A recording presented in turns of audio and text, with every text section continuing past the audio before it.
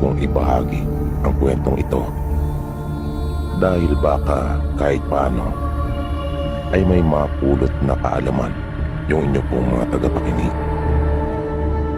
Bali ito po ay totoong nangyari. Karanasan po ito mismo ng lolo Carding ko. Ipinanganak po at lumaki si Lolo Carding sa probinsya. Doon na rin ito nakapangasawa at nagkapamilya. Halos buong buhay niya ay namalagi lang siya sa probinsya nila. Pero nung binata pa lang ito ay nagkaroon ng hindi makakalimutang karanasan pagdating sa mga aswang.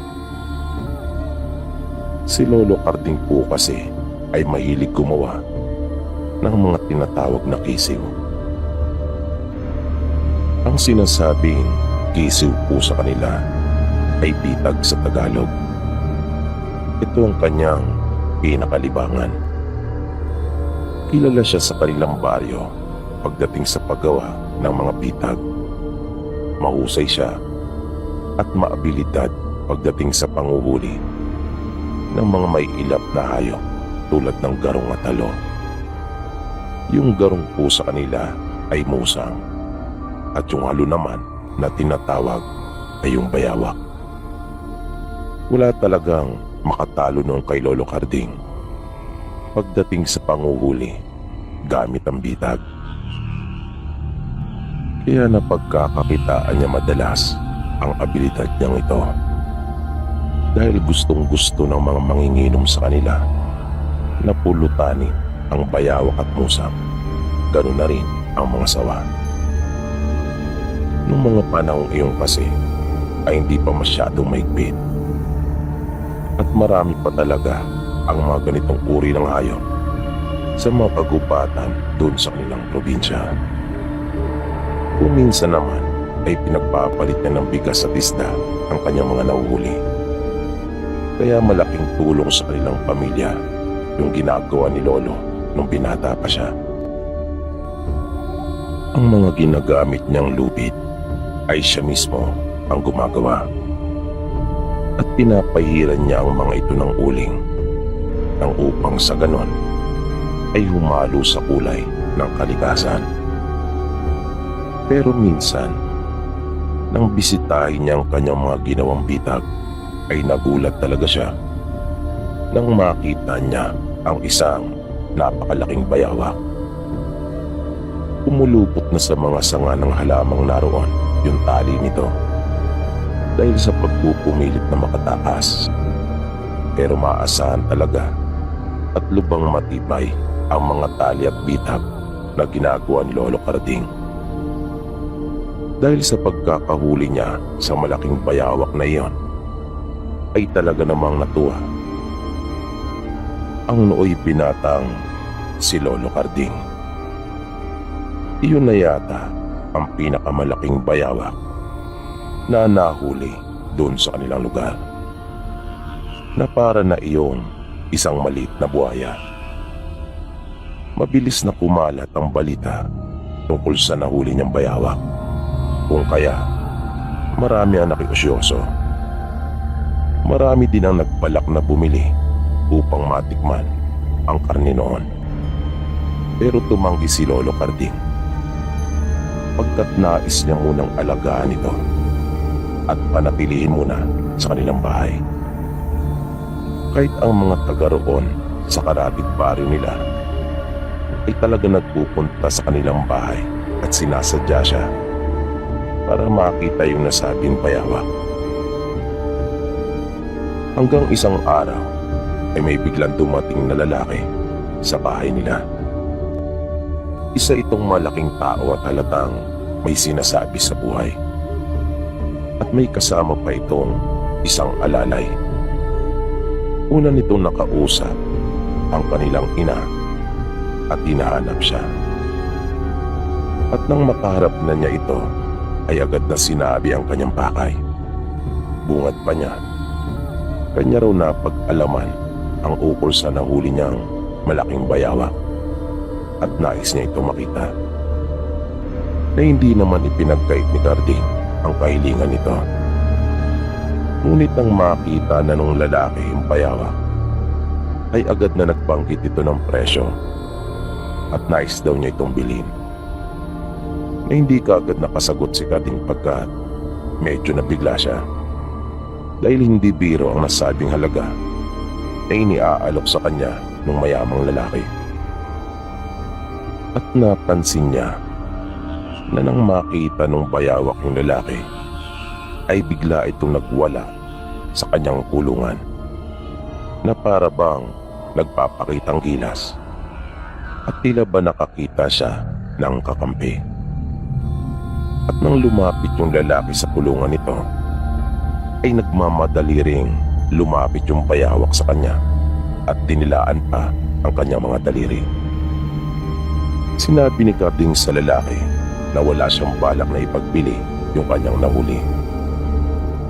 Malaki raw yung halagang inaalok nito sa kanya pero mas gusto niyang alagaan yung bayawak. Biglang nawala yung maaliwalas na mukha ng lalaki at naramdaman kaagad niya ang galit nito. Kita niya sa mukha ng lalaki ang pagkadismaya at pagkadiskontento sa kanyang sagot. Muling nagsalita yung lalaki na pilit pinakalma ang sarili. Itinaas pa at dinoble ng lalaki ang presyo para maengganyo si Karding na ipagbili na iyon sa kanya. Pero hindi pa rin ito pumayag. Na naisip ni Karding na para naman yata itong ginto dahil sa laki ng halaga ay iniaalok para dito. Hanggang sa nilapitan siya ng alalay ng lalaki at sinabing hindi magugusto ni Karding kapag nagalit ang kanyang amo. Kaya ibigay na raw niya ang bayawak kapalit ng halaga na iniaalok nito. Pero hindi talaga ito ipinagbili ni Karding at sinabing siya ang masusunod. Dahil siya ang nagmamay-ari sa nasabing hayop. Pero bigla siyang dinikitan ng lalaki at pabulong na sinabi sa kanya na ito ang tunay na nagmamay-ari sa bayawak. At pagsisisihan umano ni Karding kapag hindi ito nakabalik sa kanya. Napaatras si Karding at nagulat sa mga sinabi ng lalaki. Binalaan pa siya nito na kinagabihan din ay dadagsa ang kanyang mga tauhan at alagad para bawiin kay Karding ang bayawak at hindi niya magugustuhan ang maaaring maging resulta noon dahil madadamay pati ang buong mag-anak nila. At nakita niyang unti-unting kumalat ang mga mapupulang ugat ng lalaki sa kanyang mga mata hanggang sa tuluyan na iyong parang nabalot ng dugo. At nakita rin niyang dahan-dahang lumabas ang mahabang pangil nito sa magkabilang gilid ng kanyang gilagid. Hindi na nakagalaw pa si Karding at siya ay natulala. Naramdaman din niyang nanigas ang kanyang mga kalamnan at hindi na niya iyon maigalaw pa. At nang tangkain ng nanay niyang tumakas para humingi ng tulong, ay bigla rin itong natigilan sa pamamagitan lamang ng isang kumpas na ginawa ng lalaki. Noong mga oras na iyon, ay alam na ng nanay niya kung anong uri ng nilalang yung kanilang mga naging bisita.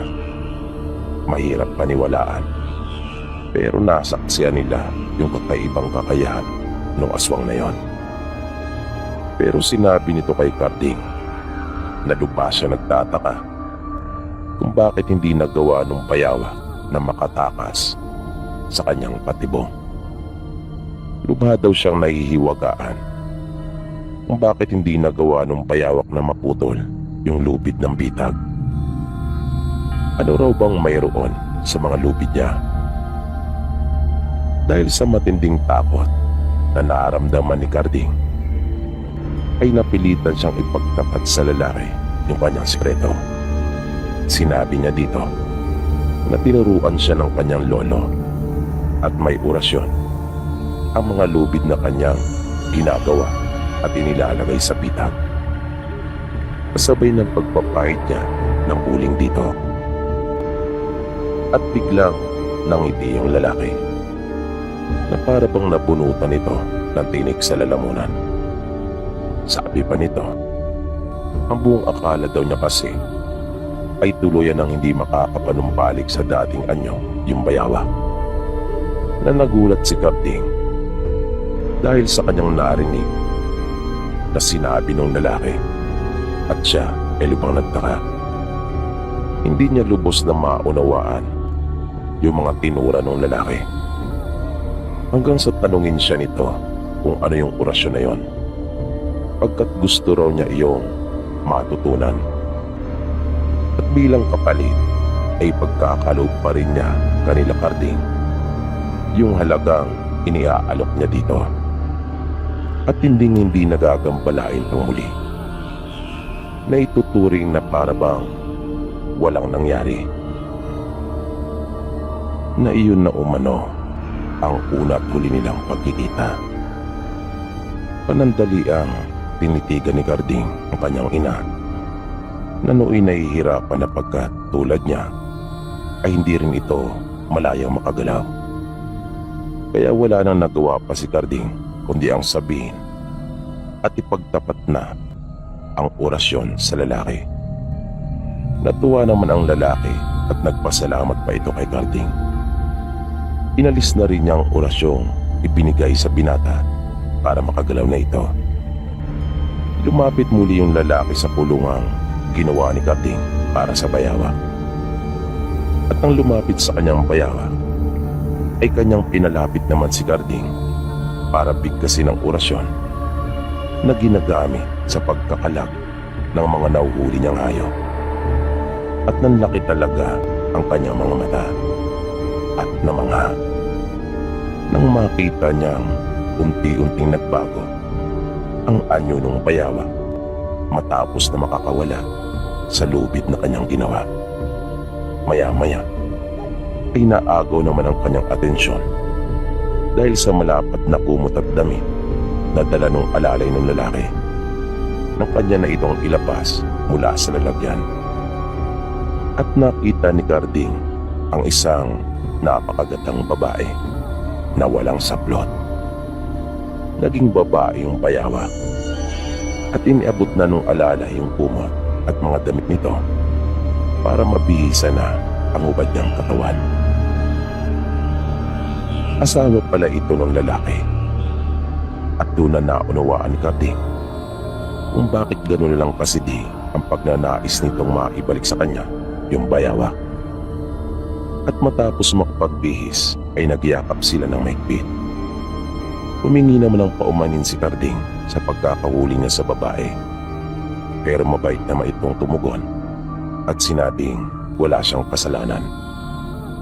Ibinigay nila kay Karding yung ipinangako nitong salapi. Pagkatapos ay lumisa na sila. Matagal na nakaalis yung kanilang mga naging bisita, ay naroon pa rin sila at natulala pagkat hindi sila makapaniwala sa kanilang mga namalas na kababalagan na hindi lang pala gininto ang bayawa ang katumbas noon, pagkat sa kagandahan pa lang nitong taglay ay higit pa sa mamahalin at mahalagang hiyas na bihira mong masusumpungan.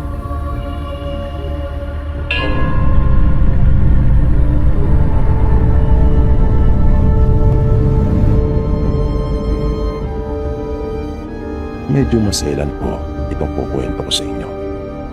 Naranasan ko ito dahil sa natukso ako at pinagsisihan ko ang lahat ng yon. Ito po ay nangyari maraming taon na rin ang nakalipas. Naganap po ito dun sa baryo namin na hindi ko na lang po babanggitin ang pangalan dahil totoo pong pangyayari ito. Binata pa ako nang ito po'y maganap. 19 anyos pa lang. Nang minsan pong pauwi ako mula sa pakikiani sa kabilang bayan, ay nagtaka ako nang makita ko yung panayo namin na dalaga. Tawagin na lang po natin siya sa pangalang Marie. Maganda po si Marie. At marami talagang nagkakagusto at nagbabalak na manligaw dito. Madadaanan yung bahay nila bago yung sa amin. At mayroong batis na tatawirin. Malapit sa batis yung bahay nila. Kaya isang hapon, nang pauwi nga po ako sa amin, ay nagtaka ako nang makita ko siya na naroon sa batis at parang katatapos lang maligo. Nagtaka ako dahil noon ko lang siya nakitang naligo doon sa batis. Ang alam ko kasi ay nag-iigib sila at doon sa banyo nila naliligo. At ang ikinagulat ko pa, nang patawid na ako sa batis, ay bigla pa itong nagubad. At nakita ko yung makinis at maputing katawan nito. Kaya mabilis ako nagtago. Sinamantala ko na yung pambihirang pagkakataon na yon. At nanatili pa siya doon ng ilang sandali. Na di ko maintindihan nung una kung ano ba talaga ang totoong ginagawa niya. Na kanyang hinahawakan ang iba't ibang bahagi ng kanyang katawan. Hanggang sa bigla na lang itong nagpunta sa masukal na bahagi doon sa itaas ng batis. Kung kaya kahit kinakabahan, ay daan-daan akong lumakad papunta sa direksyon niya. Magkahalong kaba at kasabikan ang naramdaman ko noon. Dahil may gusto talaga ako sa kanya matagal na. Naging maingat ako sa paglapit ko sa kanya. Halos gumapang na nga ako para wag lang akong marinig at makita. At nang sumilip ako sa pagitan ng mga halamang naroon, ay una kong nakita yung mapuputi niyang mga binti. At dahan-dahan iyong gumagalaw na hindi umaalis sa pwesto. Hanggang sa nakita kong kanya na iyong hinahaplos. Kung kaya, dahan-dahan kong iniangat yung aking paningin. At nakita ko yung likurang bahagi ng wala niyang saplot na katawan. Biglang nag-init ang aking pakiramdam. At nagangad akong makita yung mas mahalagang parte pa ng katawan niya. Pero nang lilipat na ako ng pwesto, ay napansin kong parang namimilipit na siya. Kaya kinabahan ako na baka kung ano na ang nangyayari dito at ako pa ang mapagbintangan. Kaya naisip kong umalis na mula doon. Pero biglang naagaw naman yung atensyon ko nang makarinig ako ng kakaibang tunog sa kung saan siya nakahiga at namimilipit. Kung kaya, napalingon ako doon at muling sumilip para alamin kung ano na ba ang nangyayari sa kanya. Pero nagulantang ako nang ang makita ko nang naroon ay isang papalahibong nilalang na nakatayo at tirik na tirik ang kanyang mga buhok. Kaya nagmadali na talaga akong lumayo mula doon. Wala talaga kaming kaalam-alam na may aswang sa baryo namin noong mga panahong iyon. Kung kaya ang hirap paniwalaan na may lahi palang aswang yung kalapit namin. At may lihim na pagtingin pa naman ako sa kanya. Pero kahit may nalaman na akong lihim, ay sinarili ko iyon. Wala akong pinagsabihan na iba. Pero naging maingat na ako at alerto tuwing daraan sa bahay nila. Lagi ako nagdadala noon ng itak at balisong. Hanggang sa bigla na lang nagkasakit yung nanay ni Marie. At napilitan silang umalis para ipagamot yung nanay niya. Ang sabi nila, may malubha itong sakit at uuwi sila sa probinsya nito para doon ipagamot. Pero nakita namin nung mismong araw na umalis sila at kapansin-pansin yung malaking sugat nito sa tagiliran. Nang di sinasadyang nalilis ang damit ng nanay niya nang buhatin at ilagay sa higaan nito sa pagbiyahe. At makaraan lang ang halos 1 linggo Mula nang umalis sila Marie, ay pumutok naman ang balita na may isang mag-anak sa kabilang bayan na ginupat ng aswang. Pinasok umano ang bahay nito. Ngunit sa kabutihang palad ay nagawa ng may pagtanggulong lalaki ang kanyang pamilya at nabaril pang araw nito yung aswang. At doon ko naisip na marahil ay nanay yun ni Marie, na kaya pala wala kaming nababalitaan tungkol sa aswang sa mismong baryo namin, ay dahil sa ibang bayan sila tumatayo para umatake.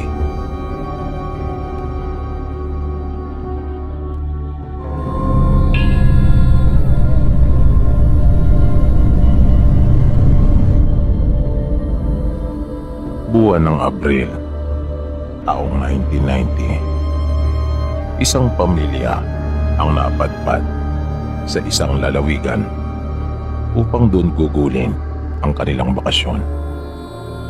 May kaya ang nasabing pamilya. Katunayan, may sariling sasakyan ang mga ito at doon sila nakalulan. Nakagawian na ng pamilya ni Danilo na magbakasyon sa iba't ibang lugar. At mas nasisiyahan sila kapag ang kanilang pinupuntang pook ay yung hindi pa nila nararating. Nakakadagdag daw iyon ng thrill para sa kanila. At natutuwa sila kapag ganon, kapag hindi nila alam kung anong maaaring i-offer ng lugar na pinupunta nila sa kanila. Mahilig sila sa mga sorpresa. At ang buong mag-anak nila ay gustong-gusto talaga ang adventure. Bali 4 silang lahat, si Danilo at ang asawa niyang si Sylvia, kasama ang 2 nilang anak na sina Glenn at Glenda. Isang mahusay na inhinyero si Danilo at mataas din ang katungkulan ng kanyang asawa sa kumpanyang pinapasukan nito. Kung kaya nagagawa nilang masuportahan ang hilig nilang iyon. Kumpleto sila ng mga kasangkapan. May mga tent din silang dala. Minsan nga ay pinapayuhan sila mag-asawa ng kanilang mga kaibigan na kanila nang iwasan ang ginagawa nilang pagbabakasyon sa mga lugar na hindi sila pamilyar at hindi pa nila napupuntahan pagkat delikado. Dahil hindi rin nila kilala ang mga taong maaari nilang makasalamuha at baka raw gawan sila ng masama. Katwiran naman ng mag-asawa ay kayang-kaya na nila ang kanilang mga sarili at wala namang gulo na hindi nadadaan sa pakiusap, sabi pa nila. At kung pera naman o mga kagamitan namin ng pakay nila ay malugod naman naming ibibigay. Huwag lang nilang pagtangkaan ang aming mga buhay. Patuloy pa na pagpapaliwanag ng mag-asawa. Paano kung hindi naman mga karaniwang tao lang ang makasagupa nyo, kundi mga aswang? Hindi nyo madadaan sa pakiusap ang mga yon at hindi rin pera o mahalagang kasangkapan ang gusto ng mga yon, kundi katawan at dugo ninyo. Buhay nyo nakasalalay kapag gano'n na ang nakatiyempo sa inyo. Pero natawa lang ang mag-asawa at sinabing hindi sila naniniwala sa mga aswang. Mula pagkabata hanggang sa nagkapamilya sila, ni minsan ay hindi pa raw sila nakakita ng aswang. Kaya para sa kanilang mag-asawa, ang tungkol sa mga aswang ay bahagi lamang ng mga kwentong bayan na nakakadagdag sa matingkad na kulay ng ating kultura, lalo na sa panahong ito. Malabo magkaroon ng mga aswang, wika pa ni Danilo. Kaya wag nyo kaming alalahanin, sabi naman ni Sylvia sa mga kaibigan nila. At isa pa, nag-iingat naman kami. Kaya silang dapat din na mag-ingat sa amin. Pabiro pa nitong sabi sa kanila. Bahala nga kayo. Naiiritang sagot naman ng kumare nila. Basta ako, naniniwalang totoo ang mga aswang. dahil nasaksihan ko nang minsan doon sa aming probinsya noon. Totoo sila at wala silang patawad kapag kumain ng tao. Kaya ang sa akin lang ay mag-ingat kayo.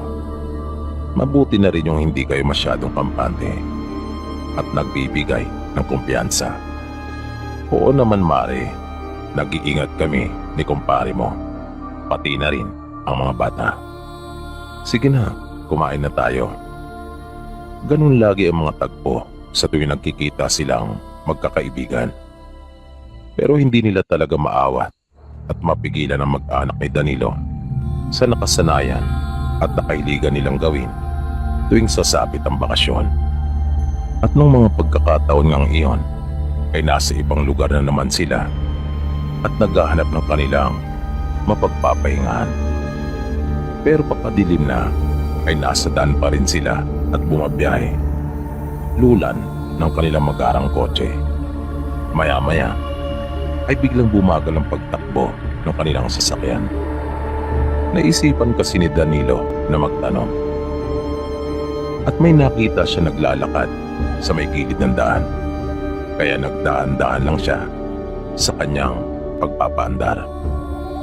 At nang kanya na itong matapatan, ay hinihinto niyang sandali ang kotse at nagtanong. Pero hindi maganda ang naging tugon sa kanya ng lalaki. Binalaan sila at pinaalalahanan na kung magagawa pa nilang bumalik kung saan man sila galing, ay mangyaring bumalik na sila. Dahil delikado sa lugar na kanilang tinatahak. Pagkat laganap ang patayan sa lugar na iyon, sunod-sunod na ang mga namamatay. Dahil sa may aswang umano na gumagala, lalong-lalo na nga at papadilim na. Hindi makabubuti na magtuloy pa sila. Bigla namang natawa si Danilo, maging ang asawa niyang si Silvia at mga anak ay nangiti. Kaya natigilan yung lalaki. Pagkat nalata niyang hindi naniniwala sa kanya ang mag-anak na kanyang kausap. Muling nagsalita si Danilo at humingi ng pasensya doon sa lalaki. At sinabing hindi kasi sila naniniwala pagdating sa mga aswang. Pero igagalang daw nila at susundin ang payo nito. Tinanong niya yung lalaki kung saan ito patungo. Sinabi naman nito na siya ay papauwi na. At malayo-layo pa umano ang sa kanila.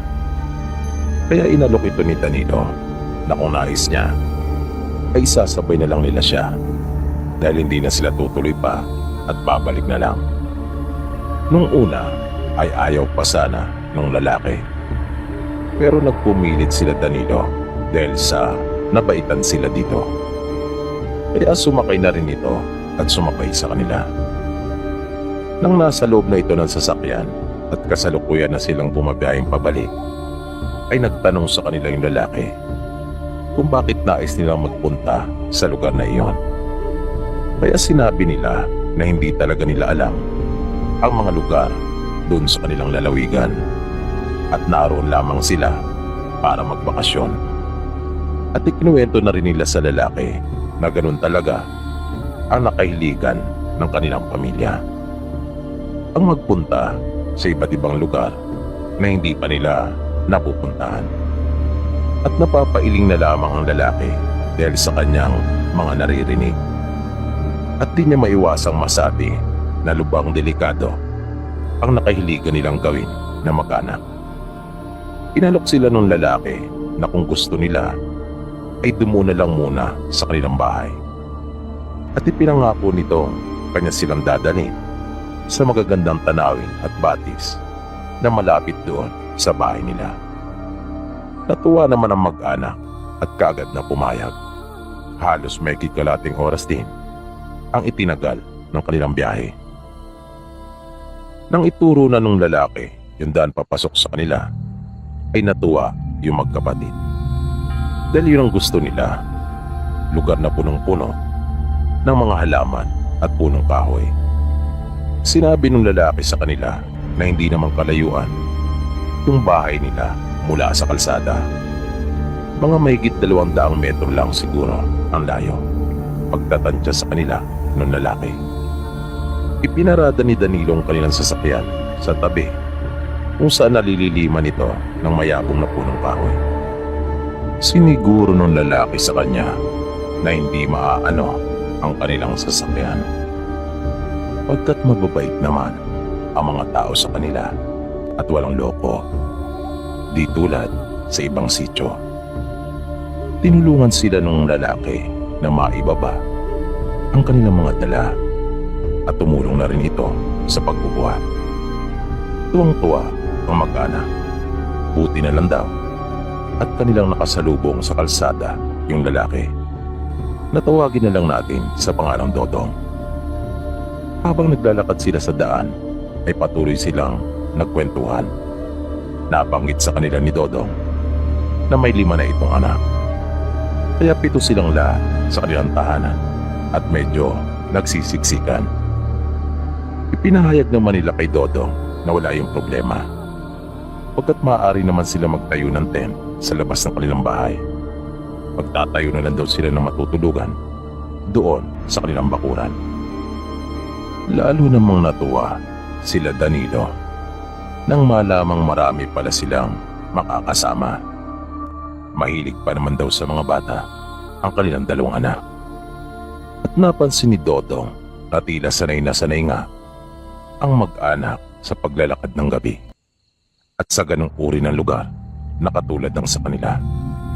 Ni hindi man lang niya nakitang nadulas o nahirapan ang mga ito.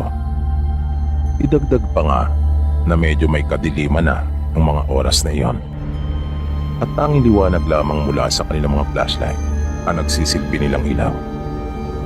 Hanggang sa narating na nila ang bahay nila Dodong. Nagtakang asawa at mga anak nito kung sino ang kanyang mga kasama. Kaya agad niya ipinakilala sa kanila ang buong mag-anak ni Danilo. Inilabas naman nila yung mga pagkain na kanilang dala at sinabing pasalubong nila iyon para sa kanila.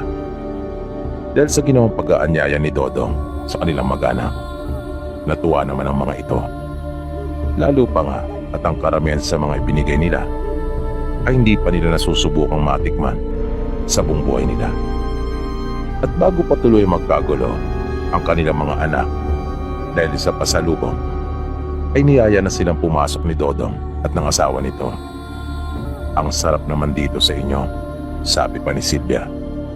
Sariwang-sariwa ang hangin at walang anumang polusyon. At sigurado din akong sariwa ang mga pagkain na inyong kinakain. Mabilis namang napatango si Dodong at sumang-ayon silang lahat sa mga sinabi ni Silvia.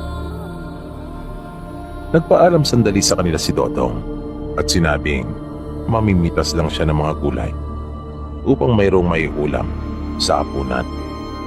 Susubukan din daw niyang ilawan yung kanilang mga alagang manok na dumadapo sa puno ng mangga para mayroon silang masabawan. Napabulalas naman bigla si Danilo at sinabing masarap ang sabaw ng native na manok.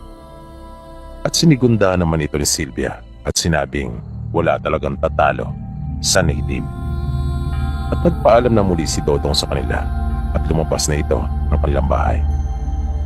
Nagpaalam na rin muna ang asawa ni Dodong at isang anak nila pagkat mag-aasikaso na raw muna sila doon sa may kusina. Nakipagkwentuhan naman sa kanila ang ibang mga anak nila Dodong at naaliw sila Danilo sa kanila. Makaraan ng halos mag-iisang oras ay nagbalik na si Dodong. Masayang masaya ito at sumisipol-sipol pa. Pero pagbukas niya ng pinto ay bigla siyang natulala. Nabitawan niya ang dalang manok at mga gulay na pinitas. Hindi siya nakagalaw sa kanyang kinatatayuan at gimbal na gimbal siya sa tanawing bumungad sa kanya. Hindi pa siya makapaniwala sa lahat ng kanyang nakikita. Para iyong isang masamang panaginip na walang sino mang matinong ama ang magnanais na mapanaginipan yon. Dahil nakita niyang kanyang asawa at mga anak na nakandusay na sa lupa at hindi na humihinga. Nagkala ang mga dugo at patuloy pa rin silang nilalapa ng mag-anak ng kanilang mga bisita. Biglang napalingon kay Dodong ang mga ito. Nakakatakot ang kanilang mga itsura. Hindi makapaniwala si Dodong na ang mga aswang ay mismong nasa bahay na nila. At wala dun sa sinasabi niyang lugar kung saan gumagala ang mga ito. Na wala siyang kamalay-malay na yung mag-anak na nagsasabing hindi sila naniniwala sa aswang ay mga aswang pala mismo. Mga mapanlinlang. Napaluha na lamang si Dodong kasabay ng kanyang panlulumo. Pagkat siya ang dahilan kung bakit nakarating sa bahay nila ang mga ito. Tuluyan na siyang nawalan ng pag-asa. Ayaw na rin niyang mabuhay. Kaya hindi na siya gumalaw at nagtangkapang tumakas. Nagpaubaya na lamang siya na magsimula ng kumilos sila Danilo para siya ay sunggaban. At wala na ring buhay nang bumagsak ito sa lupa. Wakwak din ang kanyang tiyan tulad ng mga mahal niya sa buhay. At malakas nang maagos ang kanyang dugo mula sa kanyang leeg. Bunga ng malaki at malalim na pagkakakagat sa kanya. Nang sumunod na araw, "Manong, pwede po bang magtanong? Ano pong lugar itong tinatahak namin?" "Nako, saan ba ang punta nyo?" Di nga po tiyak. Narito po kami para magbakasyon. Gusto namin puntahan yung mga magagandang tanawin po dito. Ganun na rin po yung mga talon at lawa kung meron man." "Ganun ba? Delikado kapag dinerecho nyo itong daan na ito. Pagkat bali-balita na may mga aswang na gumagala sa lugar na yan tuwing gabi. Kagabing araw ay may isang mag-anak ang pinatay at nilapa ng mga aswang. Ubos silang lahat. Kung gusto nyo, ay sa bahay na lang namin kayo muna tumuloy. At sasamahan ko kayo bukas na bukas din sa mga magagandang tanawin at lawa na gusto nyong makapuntahan." Talaga po? Marami pong salamat. Sige po, sumakay na po kayo.